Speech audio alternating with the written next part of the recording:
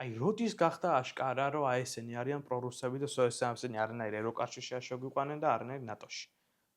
მე მგონია, რომ ყველასთვის უფრო მეტად აშკარა გახდა ეს ყველაფერი მაშინ, როდესაც ისინი დადგნენ საფრთხის წინაშე, რომ არჩევნებს წააგებდნენ. ანუ კონკურენტი გაუჩნდა ისეთი, ხალხმა კითხვების დასმა დაიწყო, ხო? ანუ აი რაღაცა ისეთი პროცესები განვითარდა, რომ ისინი დადგნენ საფრთხის წინაშე, რომ შეიძლება წააგონ არჩევნები და ვეღარ შეინარჩუნონ ძალაუფლება.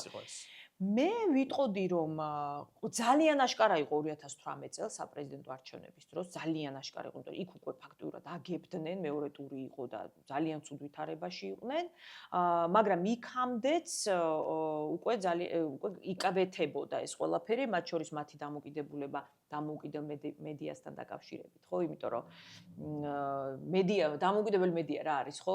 ანუ იმ პრობლემებზე საუბრობს, რომელიც ხელისუფლებაში არის და ძალიან დიდ აუდიტორიაზე გადის. ამიტომ მათთვის პრობლემა გახდა დამოუკიდებელი მედია, რომ არ ყოფილიყო, ხო? იქ რუსთავი ორის პროცესიც განვითარდა, შეცვალეს მფლობელები და ასე შემდეგ, ხო? ეს რაღაცა ცუდი პროცესი იყო მანდაც.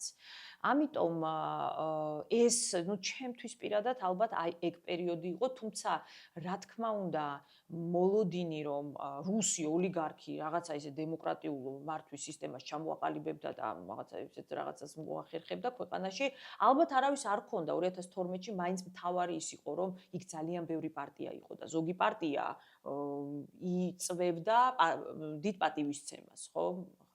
ამიტომ თითქოს იმ მომენტში რაღაცა კითხვები არ ისმოდა ამასთან დაკავშირებით უმრავლესობაში და გაიმარჯვეს ეს არჩევნები, ხო? არჩევნებში. კი, მართლაც ესე არის, კოალიცია ქართულ ოცნებაში მახსოვს ალასანიანი ცალკე იყო, რესპუბლიკელები ცალკე იყვნენ, რაღაც კონფლიქტები იყო თუ არ ვსები 2014-ში ერთ-ერთმა რომელიც თუ არ ვსები რესპუბლიკელებმა დატოვეს და მე თავისუფალ დემოკრატებმა. ხო, ეგენი არ მახსოვს, მაგრამ ან ერთმა და შემდეგ უკვე მეორე. და თვითონ თქვეს რომ ამათმა ევროატლანტიკურ გზას გადაუხვიეს და ჩვენ ამიტომ დავთ კოალიციასო, მაგრამ აღმოჩნდა ისე რომ ამორჩეველი ამ პარტიებს ყველამ ქართულ ოცნებას მისცა შემდეგ არჩევნებზე ხმა.